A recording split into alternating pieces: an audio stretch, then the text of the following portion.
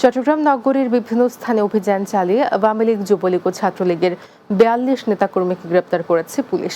তারা সবাই বৈষম্য বিরোধী আন্দোলনে হামলায় বিভিন্ন মামলার আসামি। রোববার সকাল থেকে রাত পর্যন্ত নগরীর বিভিন্ন স্থানে পৃথক অভিযানে তাদের গ্রেপ্তার করা হয়। চট্টগ্রাম মেট্রোপলিটন পুলিশের জনসংযোগ শাখা থেকে জানানো হয়, গ্রেপ্তারকৃতদের বিরুদ্ধে বৈষম্য বিরোধী ছাত্র আন্দোলনে ছাত্র জনতার উপর হামলা সহ বিশেষ ক্ষমতা আইনে ও সন্ত্রাস বিরোধী আইনে এক বা একাধিক মামলা রয়েছে। তৃণমূল নেতাকর্মীদের সুসংগঠিত করার লক্ষ্যে চট্টগ্রামের রাউজানে স্বেচ্ছাসেবক দলের কর্মী সম্মেলন অনুষ্ঠিত হয়েছে।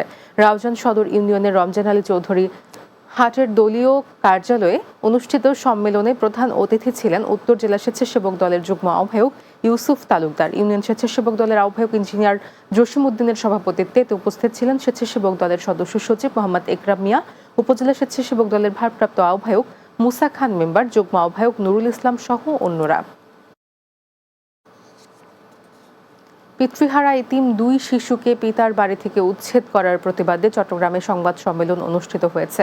চট্টগ্রাম প্রেস ক্লাবে সংবাদ সম্মেলন অনুষ্ঠিত হয়। এতে ভুক্তভোগী পরিবারের সদস্য পিঙ্কি আক্তার বলেন, শাহজাহান চৌধুরী তার ছোট ভাই শওকত চৌধুরী সহ তার পক্ষের লোকজনের অত্যাচারে সন্তানদের নিয়ে রাস্তায় মানবেতর জীবনযাপন করছেন তিনি। এ বিষয়ে সুষ্ঠু বিচারের জন্য প্রধান উপদেষ্টা এবং স্থানীয় প্রশাসনের হস্তক্ষেপ কামনা করেন তিনি। এ সময় ভুক্তভোগীর ননদ সেলিনা মুমতাজ, আয়েশা সিদ্দিকা সাইফা, সুমাইয়া সিদ্দিকা মাইমুনা সহ অন্যরা উপস্থিত ছিলেন।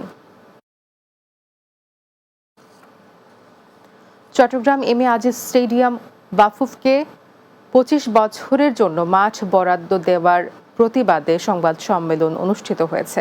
চট্টগ্রাম প্রেস ক্লাবের জুলাই স্মৃতি হলে জেলা ক্রীড়া সংস্থা অনুমোদিত ক্লাব প্রতিনিধির ব্যানারে সংবাদ সম্মেলন অনুষ্ঠিত হয়। এতে লিখিত বক্তব্য পাঠ করেন সিজেকেএস এর সাবেক সহ সভাপতি অ্যাডভোকেট শাহিন আফতাবুর রেজা চৌধুরী। তিনি অভিযোগ করে বলেন, ১২ শর্তে দেয়া এই বরাদ্দের ফলে জেলা ক্রীড়া সংস্থার কোনো কৃতিত্বই থাকবে না এই স্টেডিয়ামে। পরবর্তীতে খেলাধুলার আয়োজন করতে হলে জেলা ক্রীড়া সংস্থাকে নতুন মাঠ খুঁজতে হবে। তাই এই বৈষম্যমূলক সিদ্ধান্ত প্রত্যাহারের দাবি জানানো হয়।